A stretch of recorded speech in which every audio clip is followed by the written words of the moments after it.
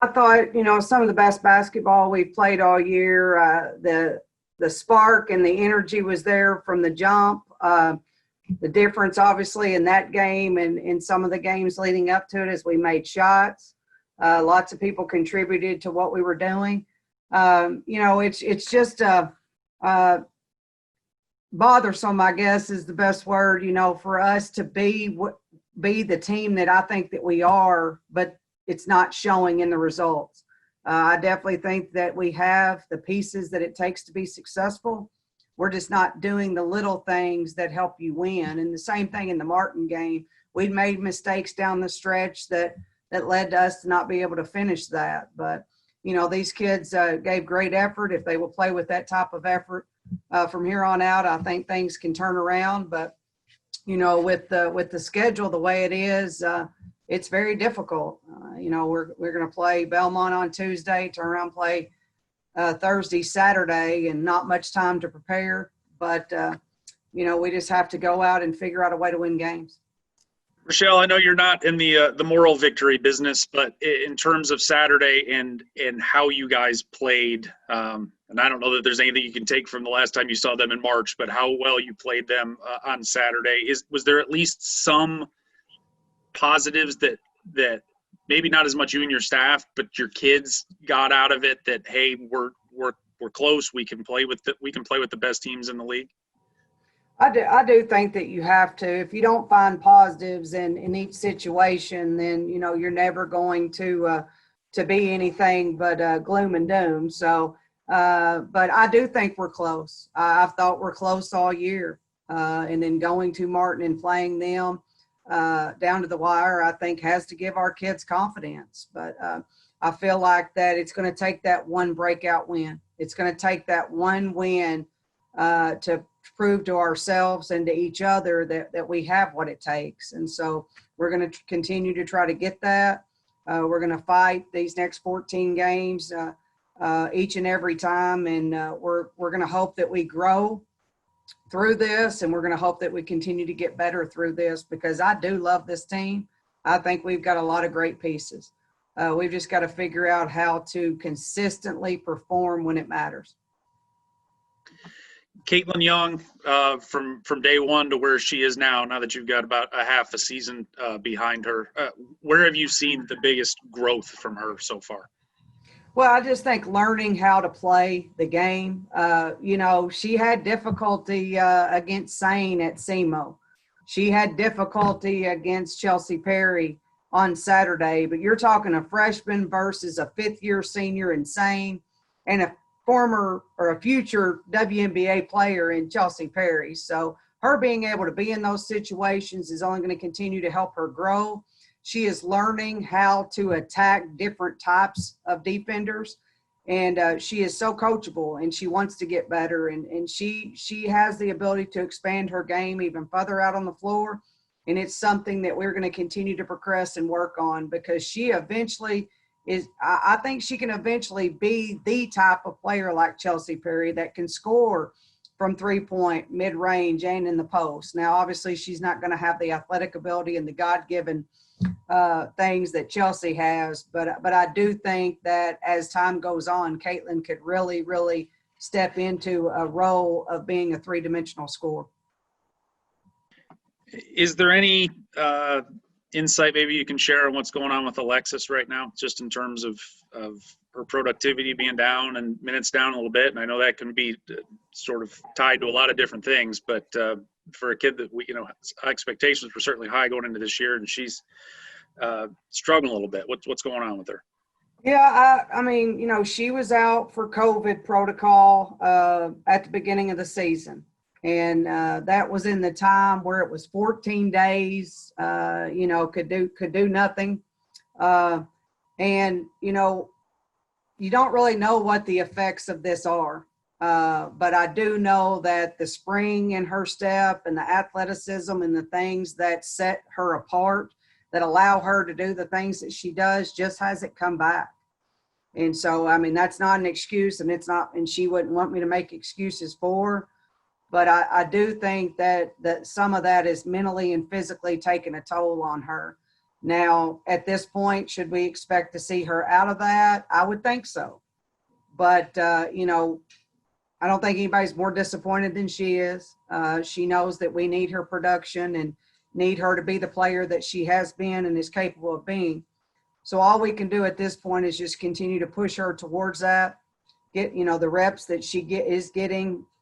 Hopefully will help her get closer to where she needs to be, because we 1000% need her production. Is the preparation for a Belmont team that hasn't played a game in a month, does that change any, or is it pretty much roll out the same scouting reports you had a couple weeks ago when you were down there ready to play them? Yeah, well, they haven't played since that day, so there's Yeah. not a whole lot added additions to it. But, you know, they're a very good basketball team, and whether they played a game in a month or not, you know, they've lost like one time in conference since 2015 at home. So, I mean, you know, we know the backs are against the wall regardless of what situation they've been in. You know, they're one of those teams that you tell your team, if you want to ever win this conference, you've got to beat them. If you ever want to get yourself to the top, which is our goal, then you've got to beat teams like this. And so hopefully we can take the spark and the effort and hopefully, you know, the made shots with us to Nashville and go in and just make sure that we leave Nashville a better team than when we got there.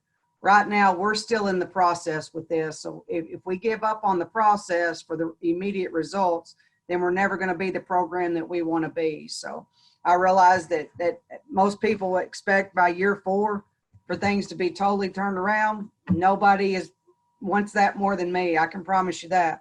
But I also have an understanding of what it takes to get a program where it needs to be. And I do feel like we're making those strides. We've just got to turn around the results. These next 2 weeks, you guys are playing an NBA schedule with this every other day stuff. What's the biggest priority, you know, aside from winning, what's the biggest priority for you in terms of preparation, whether it's your staff, whether it's ladies on the team, of just trying to make sure you're at your best every 48 hours here for the next 2 weeks? Well, it's just the health and welfare of the student athletes. I mean, making sure that we understand the recovery. On top of this, they're supposed to start classes tomorrow. So, you know, you just got a lot of mental strain going on, but physically we have to make sure as a staff that we have them as prepared as possible for this gauntlet. That we understand that there may be times where we have to make sure that minutes aren't getting out of hand. And then when we do use the 1 day of preparation for each team, that maybe we don't use as much physical preparation. So that's always the number one concern of mine, is the mental and physical welfare of these ladies. Coach, over these last 12 quarters, Macy Turley has been the old number 5, accurate from the floor. Her assist to turnover ratio has been outstanding, and she's been clutch in clutch situations. What do you think has been the difference just over these last 12 quarters, especially in the assist department, where she seems to be racking them up 5, 6 at a time right now? Well, I think one thing that was overlooked is what Macy went through in the off season. I mean, she had to have an MCL that healed on its own, but she had some surgery on her other knee. So leading up to our games, she was limited in workouts, limited in practice of what she was able to do. So she wasn't physically as ready to start the season as obviously she would have been in a non-injury season. So I do think it's taken time to get over the mental aspect of an injury, to try to get back physically where you need to be. And kids like that need reps. And when you're only going every 3rd or 4th rep in practice with the team, then, you know, the chemistry and those things can't develop like they need to. But now that she is fully healthy, we are seeing her play to the level that we expect her to play. And she's playing extremely well, and she's going to continue to play well and continue to be, you know, one of the ones that helps us get this turned around this season. Ed asked the question that I wanted to, was play with Macy. So the only question I have, Coach, is you mentioned, I think in your opening statement, I think it alluded to basically momentum. How important is it where these kids, I guess, do you feel, you said that this is a team you really like. Do you see like they're that close to turning page, that momentum is just something they really need? They need to see the visual of, you know, finishing out a game, finishing out that win. Is that what you were kind of trying to get at? Absolutely. You know, I think talent wise, you know, sometimes you just don't have enough talent, and you have to admit that. But I think we do have the pieces that we need to be successful here. But we need, just like when we've gone into games and shot the ball horrendously, you need to see the ball go in the basket. Well, this team needs to see themselves finish out and win a big game. Because once that happens and once that spark's lit, you continue to blow on that fire, and that fire becomes so strong that you can't put it out. And that's what we've talked about. So we have gotten some sparks along the way this year, but the flame keeps going out. So with that momentum, that visual, and the just the fact of winning a game that we need to win, I think will propel us into finishing this season strong. We've just got to go out and find that. And with our schedule and the difficulty of it, along with the number of games we're playing in a short amount of days, you know, makes it harder to get prepared and physically and mentally ready for each of these games. But, you know, we have to overcome it, and we've got to find a way.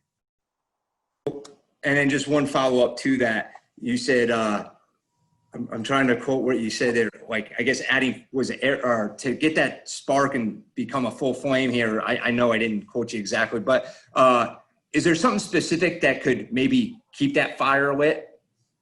Well, I think that, you know, it talks, you know, leadership is going to be big in this time, but not necessarily verbal leadership. It's leadership, and we need the kids that we count on to produce, to go out and produce in these games in order to win.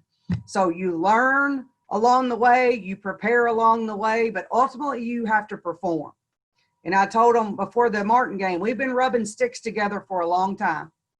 And we'll get a spark every once in a while, but we've got to get a spark that we're able to blow on the belief. The belief is the blowing on the flame, and then continue to pile the wood on till that flame becomes so strong that it can't be put out.